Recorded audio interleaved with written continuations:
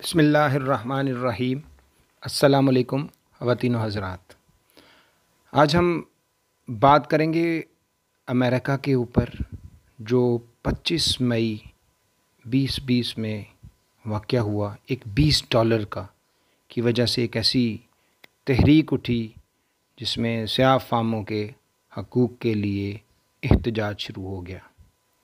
लेकिन इसकी सबसे खूबसूरत बात यह है कि इसी तहरीक को कमाल होशियारी से जो डोनाल्ड ट्रंप है वो इसको अपने वाइट रेसेस की बुनियाद पर जो इलेक्शन जीता था और अब इसी चीज़ के ऊपर दोबारा इलेक्शन जीतने की कोशिश कर रहे हैं।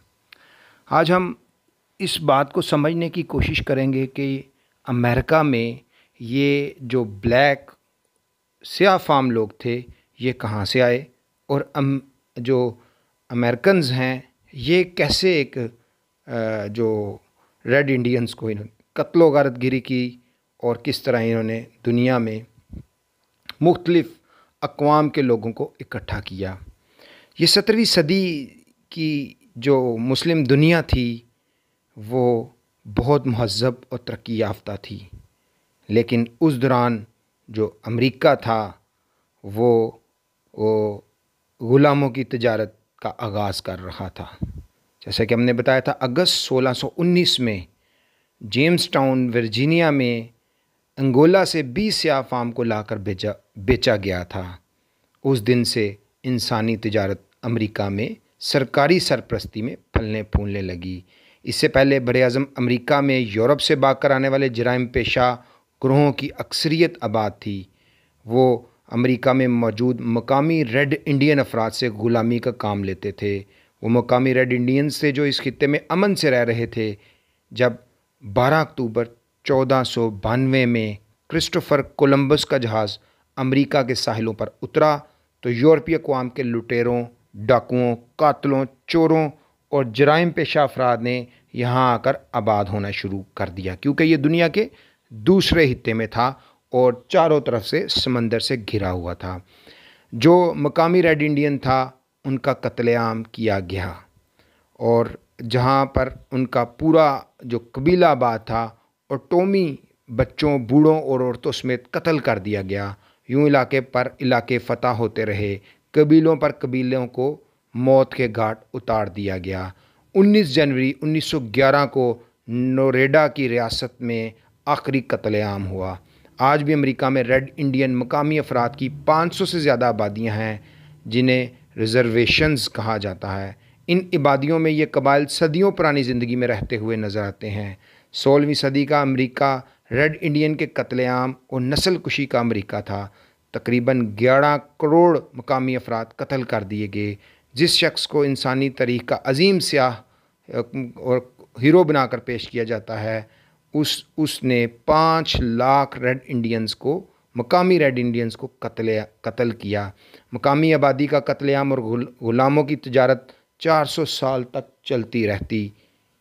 इसी दौरान 250 साल कबल 1777 में 77 में अमरीकी जमहूरी और आइनी हुकूमत भी कायम हुई और जॉर्ज वाशिंगटन पहला जमहूरी सदर भी बना। यूँ जमहूरियत और स्याह फाम इंसानों की ग़ुलामी और तिजारत हाथों हाथ डाले परवान चढ़ते रहे। ग़ुलामों की जिस तिजारत का अमरीकी आगाज़ 1619 में हुआ था, उनकी आबादी चंद सालों में इस कदर बढ़ गई कि उनको काबू में रखने के लिए फिर कावानीन बनाए जाने लगे। पहला कानून 1661 में बनाया जिसके तहत कोई काला गोरे से या गोरा काले से शादी नहीं कर सकता था। ये कानून 21 रियासतों में फौरी लागू कर दिया गया। आखिरी रियासत अलबामा है जिसमें एक नस्ल से दूसरी नस्ल की शादी पर पाबंदी का कानून सिर्फ 20 साल पहले यानी सन 2000 में ख़त्म किया गया। इस दौरान अमेरिका की आइन की वो दफ़ात जो 1777 यानी कि 1777 के ऐलान आज़ादी में तमाम इंसान के बराबर होने का दावा करती थी उसको मुस्तकिल नाफिज रहीं। ये आइन का हिस्सा थी और अमेरिका इंसानी हकूक़ के नाम पर पूरी दुनिया को ब्लैकमेल करता रहा।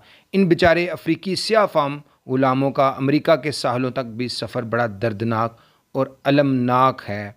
स्पेन, पुर्तगाल, फ़्रांस, इंग्लैंड और दीगर ममालिक से इंसानों के ताजर अफ्रीका के इलाकों में नहत्ते स्याह फाम अफराद को अगवा करते और उन्हें गड्ढे खोद कर उन टहनी से इनको जंजीरों में जकड़कर बाहर निकालते। साहिल समंदर के पास बड़े बड़े अड्डे बनाए गए थे, जिनमें एक कमरे की कतारों में मर्दों को रखा जाता, दूसरे में औरतों को, और तीसरी कतार के कमरों में बच्चों को छोड़ दिया जाता था। तीनों कमरे पिंजरों की तरह आमने सामने। बच्चे भूख और तन्हाई से बिलखते थे, वालिदैन की आंखों के सामने बेबसी से उन्हें देखते थे, और औरतों पर जिनसी तशद्दुद होता था, मर्दों पर शदीद तशद्दुद किया जाता था, और ये तमाशा एक दूसरे के आमने सामने किया जाता था, सिर्फ इसलिए कि इनको ये एहसास दिलाया जाए कि यही तुम्हारी ज़िंदगी और यही तुम्हारा मुकद्दर है। इसके बाद इन्हीं बहरी जहाज़ों के ऐसे कैबिनों में ठूंसा जाता था जिनकी छत सिर्फ 2.5 फुट ऊंची होती थी। खौफ, बीमारी, घुटन और तकलीफ़ से जो मर जाता उसको समंदर में फेंक दिया जाता था। 25 गुलाम ही अमेरिका के साहलों तक पहुंच पाते थे, और उनको उनको ये महसूस होता था कि वो खुशकिस्मत हैं कि वो आज़ाद फ़ज़ा में सांस ले रहे हैं। लेकिन ये अलग बात है कि वो बाकी पूरी ज़िंदगी जो खेतों में ग़ुलामी करते गुजर जाती थी। ग़ुलामों की तादाद बढ़ाने के लिए औरतों को गांवी भैंसों की तरह जिनसी इख्तिलात पर मजबूर किया जाता था कि वो हर साल एक नए ग़ुलाम को जन्म दें, और उसके बाद मर्दों को अलहदा कर दिया जाता था। औरतों का एक जानवरों के गले की तरह बच्चे पालती थीं। औरतें दोहरा बोझ उठाती थीं, कंपनियों और घरों में काम के अलावा बच्चे भी पालती थीं, और जब ये बच्चे जवान हो जाते थे तो इनको मंडियों में बेच देते थे। अमेरिका जो दुनिया की सबसे बड़ी जमहूरियत की अलामत है, उसने 1793 में एक कानून फ्यूजिटिव स्लेव एक्ट पास किया, जिसके तहत किसी गुलाम को भगाना या फ़रार कराने में मदद देना एक जुर्म करार दिया गया। ये कानून इसलिए मंजूर किया गया था क्योंकि स्याह फाम गुलामों में बगावत की चिंगारियाँ सुलगने लगी थी। इस बगावत का पहला अलमबरदार नॉट टर्नर था, जिसकी माँ एक अफ्रीकी ग़ुलाम थी जिसे गोरों ने ज़्यादती का निशाना बनाया था। उसे अपनी माँ से शदीद मोहब्बत थी, और वो स्याह फाम अफ्रीकियों की आज़ादी के ख्वाब देखता था। एक दिन 1831 में उसने सूरज ग्रहण देखा तो ये समझा कि ये इनकलाब की अलामत है। उसने अब चंद साथियों के समेत अपने मालिक के ख़ानदान को कत्ल कर दिया और वर्जीनिया रियासत के छोटे से शहर में चला गया। इसके साथ 75 के करीब स्याह फाम गुलाम इकट्ठे हो गए, जिन्होंने 60 गोरों को कत्ल कर दिया। रियासत फौरी तौर पर एक्शन में आई। बंदूकों, बख्तरबंद गाड़ियों और जदीद असला से मलेशिया ने उन्हें उन फायरिंग करके 100 के करीब स्याह फाम को मार दिया। टर्नर वहाँ से भाग निकला। 6 हफ्तों तक जंगलों में मारा मारा फिरता रहा, पकड़ा गया और इबरत का निशान बना दिया गया। उसे सरेआम फांसी दी गई।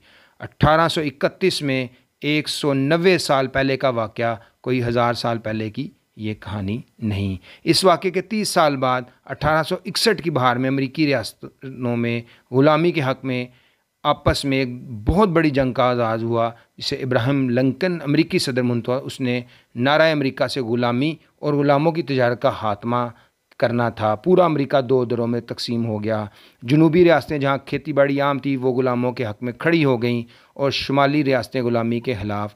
12 अप्रैल 1861 से 9 मई 1865 तक 4 साल तक जंग चली, और इस जंग में 3,65,000 अफराद मारे गए, जिनमें से 80,000 स्याह फाम ग़ुलाम और 50,000 आज़ाद शहरी शामिल थे। इस जंग के नतीजे में अमेरिका से कानूनी तौर पर ग़ुलामी का खात्मा तो हो गया, लेकिन गुज़श्ता 150 साल से स्याह फाम अफराद से नफ़रत की आग अमेरिकी माशरत, तहज़ीब और ज़िंदगी के दीगर मामलात में मुसलसल सुलगती रही, और हर चंद साल बाद किसी स्याह फाम की मौत की सूरत में रोनुमा होती रही। ठीक 140 साल बाद अमेरिकी जमहूरियत ने डोनाल्ड ट्रंप को फिर एक दफ़ा फिर वोट देकर कामयाब करवाया और अमेरिका को फ़तह कर लिया, जैसे 1492 में कोलंबस की सरबराही में फ़तह किया गया था। फ़र्क सिर्फ ये था कि उस वक्त जो था वो जुल्म और बर्बरियत थी, लेकिन आज वहाँ पे जमहूरियत और वोट के नाम पे तब्दीली की जाती है, जिसमें जो अभी रिसेंट जो स्याह फाम का वाक़या हुआ, उसके अंदर भी जब तशद्दुद इतना फैल गया तो डोनाल्ड ट्रंप ने और उसकी इंतज़ामिया ने मामले को ठंडा करने के लिए जो गोरे सिपाही थे, ऑफ़िसर थे, पुलिस ऑफ़िसर थे, उनको गिरफ़्तार किया, उनको मुलाज़मत से बरतरफ़ किया और इस मामले को बिल्कुल उसी तरह ही रफ़ा दफ़ा करने की कोशिश की जैसे 2014 में ब्लैक लिव मैटर के नाम से तहरीक चली थी, जब एक स्याह फार्म को कत्ल कर दिया गया था। अब डोनाल्ड ट्रंप दोबारा जो इलेक्शन में कामयाबी के लिए इसी एक वाक़े से जो लाइन ड्रॉ की गई है between the black and white America, उसको इस्तेमाल करने की पूरी कोशिश कर रहा है। और इस सारे वाक़े से जो बुनियादी जो फ़ायदा है वो डोनाल्ड ट्रंप हासिल करना चाह रहा है ताकि वो सफ़ेद फार्म के वोटों से दोबारा बरसरे इक़्तिदार आ सके। Thank you very much. अस्सलाम वालेकुम।